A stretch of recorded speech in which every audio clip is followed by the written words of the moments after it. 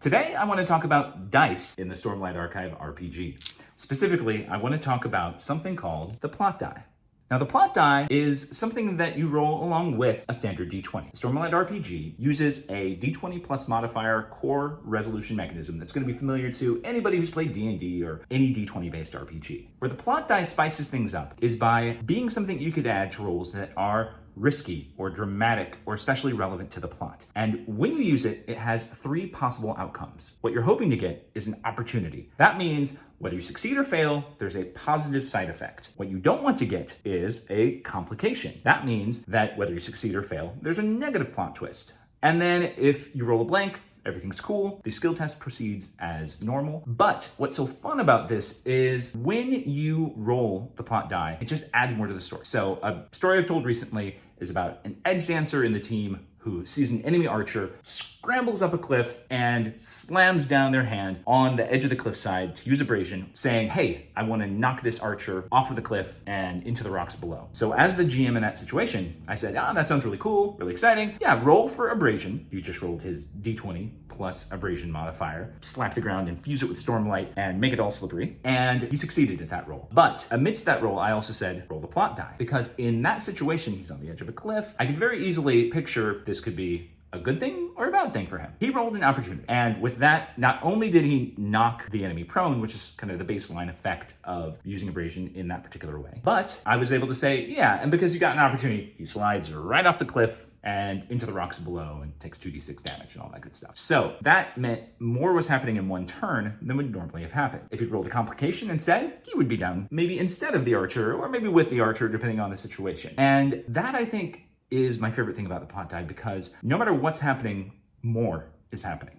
And a little detail of the plot die is that if you roll a complication, you actually get a bonus, a +2, or on the other face, a +4 to your roll. And that means that the most likely outcomes in any situation are that you actually roll a success with complication or a failure with opportunity. Those, I think, are some of the most interesting outcomes, because if you fail with opportunity, maybe you blew what you were trying to do, but some NPC watching you was like, I appreciate that person's bravery, I'm gonna help them later. Or maybe, you trip into an enemy and wipe them out of the combat. When you do a success with complication, it might mean, hey, this is going really great, but the enemy troops are starting to arrive, or the high storm's getting closer. So you can bring in kind of secondary effects like that that aren't immediately controlled by the player.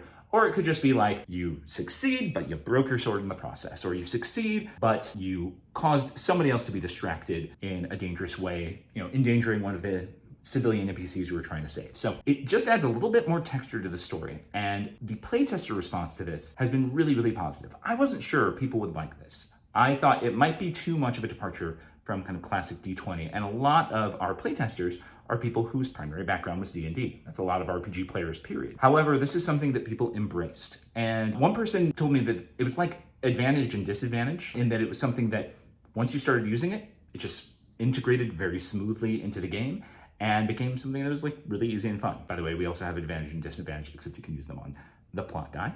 Or on the damage die as well. So anyway, I could talk for a long time about the plot die. I've also got a system called events, which are sort of like clocks and blades in the dark, but they're triggered by opportunities or complications that stack up. There are a lot of really cool things that we've done in our adventures to say, oh, on an opportunity, one of the ways you could use it is this, or on a complication, this thing happens. Even like boss enemies and stuff like that have custom little lines in their stat blocks that talk about what happens if a PC triggers an opportunity or a complication. You can get an opportunity or a complication on the D20 roll. As you might expect, the 20 on the D20 gives you an opportunity. The 1 gives you a complication. And those end up functioning a lot like a classic critical success or critical failure, but they can also be used to trigger narrative results. Long story short, the plot die, very simple, but very cool, and something we're really proud to offer in the Stormlight RPG. And for anybody who's at Gen Con, you'll get to see it in action. We will have them on the tables for our demos. We'll even have a limited quantity of plot dice for sale at Gen Con. Just a limited run of these that we put together for folks who wanted a fun souvenir, Stormlight RPG related,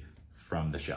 So those are coming. They will, of course, also be part of the big Kickstarter that's coming on August 6th. And if any of this is exciting to you or confusing to you or whatever, please ask us more in the comments, and we'll be excited to answer all of your questions related to plot dice. Thanks.